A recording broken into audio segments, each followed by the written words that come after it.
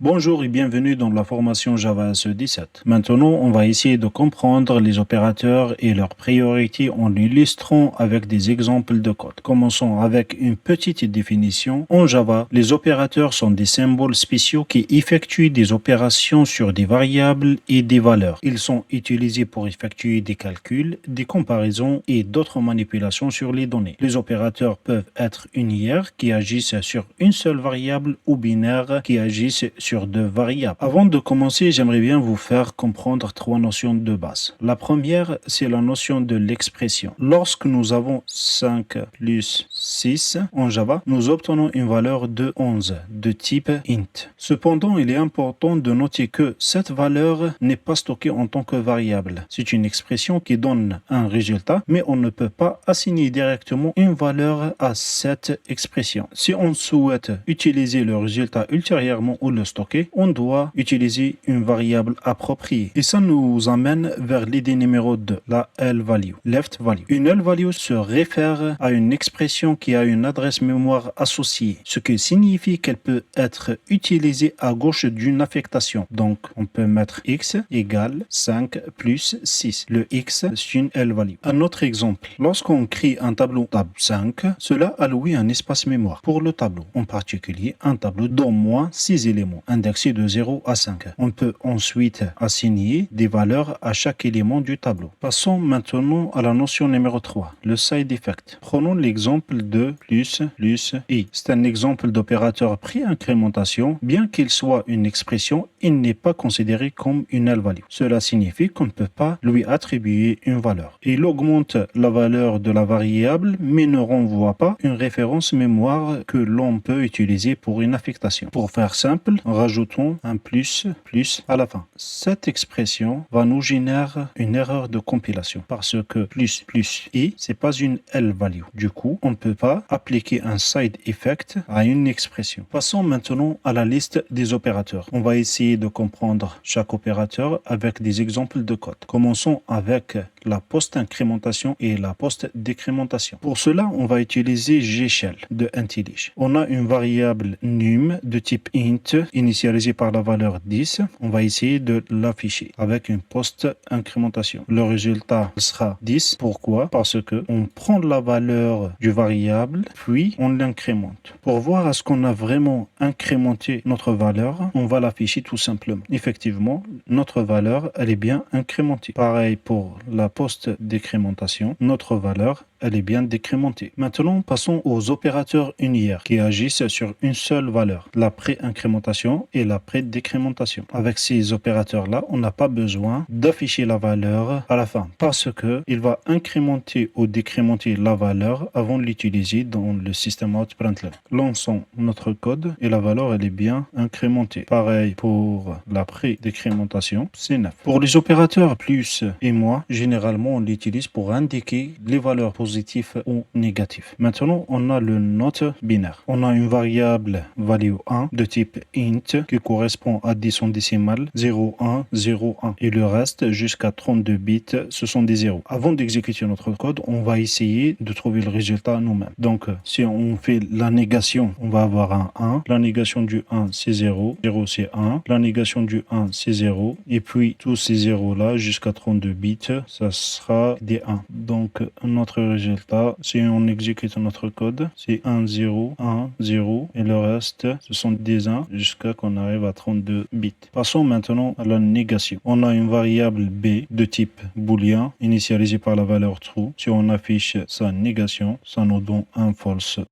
La multiplication, la division et le module. 5 fois 2 égale 10. 5 divisé par 2 égale à 2. 5 module 2 égale 1. Là, on va avoir un petit souci. C'est que lorsqu'on a deux variables positives, on va pas avoir des problèmes. Par contre, si on a moins 5 module 2, du coup, la valeur, elle sera négative. Il faut bien faire attention dans ce cas-là. Et ce cas-là, il est réalisable que dans le cas où on a la valeur à gauche négative. Si on a la valeur à droite négative, ça change rien.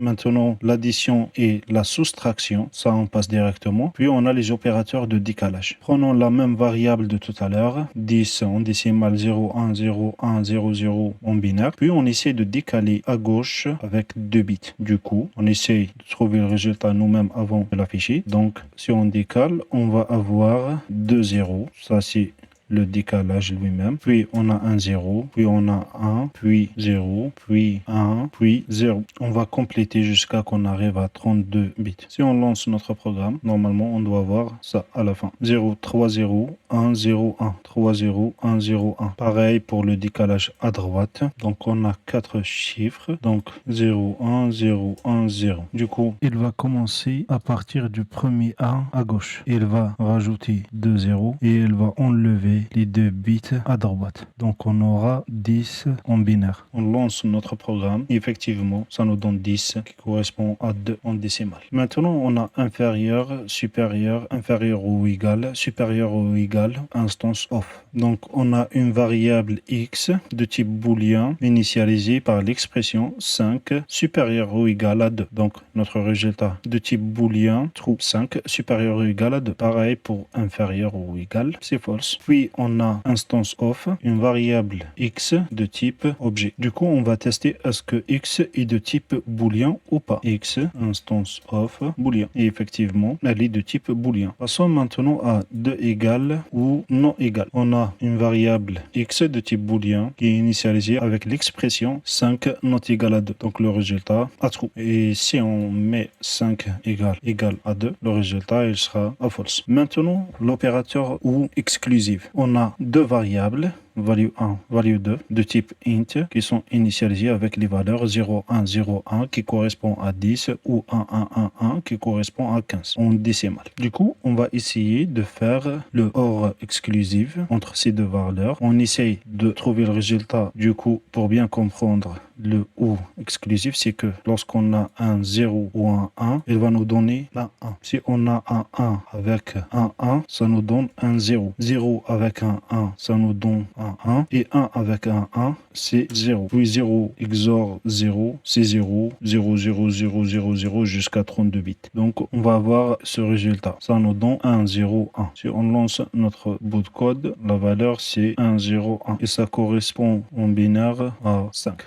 Passons maintenant à l'opérateur et on essaie de trouver le résultat nous-mêmes. 0 et 1, ça nous donne un 0. 1 et 1, ça nous donne un 1. 0 et 1, ça nous donne un 0. 1 et 1, ça nous donne un 1. Et puis 0 et 0, ça nous donne 0 jusqu'à 32 bits. Donc on va avoir un 0, un 0. Et ça correspond à 10 en décimale. Passons sur le OR ou le OU. On va essayer de trouver le résultat nous-mêmes avant d'exécuter notre code. Donc 0 et 1, il va nous donner un 1. Et 1, 1. 0 et 1, 1. 1 et 1, 1, et le reste, ce sont des zéros. Donc, on va avoir 4, 1. Et ça correspond à 15 en décimale. Puis, on a le AND, le et logique, et le OU logique. Donc, on a 2 variables B1, B2 de type booléen, B1 initialisé avec la valeur true, B2 avec la valeur false. Donc, B1 AND B2. Les deux, ils doivent être true pour que le résultat sera true. Le OU logique, B1 ou B2. Donc, l'un des deux ou les deux sont true pour que notre résultat sera true. Donc, dans cet exemple, on va avoir le AND logique, c'est false, le OU, c'est true. Maintenant, on a l'opérateur ternaire. C'est une façon simplifiée d'utiliser le if-else. On a les opérateurs d'assignement, on va les voir tout de suite. Et on a l'arrow, on a commencé à l'utiliser dans Java 8 avec les lambda. Maintenant, la priorité des opérateurs en Java détermine l'ordre dans lequel les opérations sont effectuées. Certains opérateurs ont une priorité plus élevée que d'autres. Cela signifie qu'ils sont évalués en premier. Par exemple, la multiplication a une priorité plus élevée que l'addition. Donc, dans une expression A fois B plus C, on va exécuter le bloc A fois B, puis on fait l'addition. En résumé, les opérateurs en Java sont des outils essentiels pour manipuler les données. Et la compréhension de la priorité des opérateurs est fondamentale pour garantir la précision des calculs et des évaluations dans un programme. Passons maintenant à l'assignement. Avec l'assignement, on peut modifier la L-value. On a deux types d'assignement. Un assignement simple avec un seul égal, x égale à 5. L'assignement combiné avec un opérateur, x plus égale à 5. On va voir ça dans un exemple dans le code. Avant l'assignement combiné, on écrit notre code comme ça. L-value égale L-value opérateur expression. Après l'assignement combiné, on écrit notre code comme ça. L-value opérateur égale expression. Pour voir un peu ce que ça donne, int x égale à 5, x plus égale à x. Si on exécute notre code, le résultat sera 6 parce que on a dit que x égale x plus 1. Donc ça correspond à ça. Passons maintenant aux questions. On a un tableau de type int initialisé avec la valeur 0, 1, 2, 3. Puis on a une autre variable index de type int qui sera initialisée avec un nombre random fois 101 moins 50. Puis on affiche l'objet dans le tableau avec l'index index mode tab.length. Prenez un peu de temps pour réfléchir. La réponse c'est que parfois on aura une array index out of bound exception. Pourquoi ça? Parce que ça nous génère un nombre entre plus 50 et moins 50. Et lorsqu'on a une valeur négative, donc notre résultat sera impacté et un index négatif dans un tableau, ça génère cette exception. Question numéro 2. Prenez un peu de temps pour réfléchir. Le résultat, ça sera l'affichage de ce message We have an exception. Pourquoi? Parce que on a fait la décrémentation de la valeur x. Du coup, on aura ici un 0 et 100 divisé par 0 va générer une exception. Donc la valeur de x sera 0. Troisième question, mets ces opérateurs en ordre. Multiplication, décrémentation, moins, égal, décalage des bits à gauche. Le résultat, c'est la décrémentation. Elle est plus prioritaire que la multiplication. La multiplication prioritaire à la soustraction. La soustraction, elle est prioritaire au décalage des bits. Et puis, on a égal. Puis, on a l'assignation simple. Merci beaucoup de suivre cette vidéo.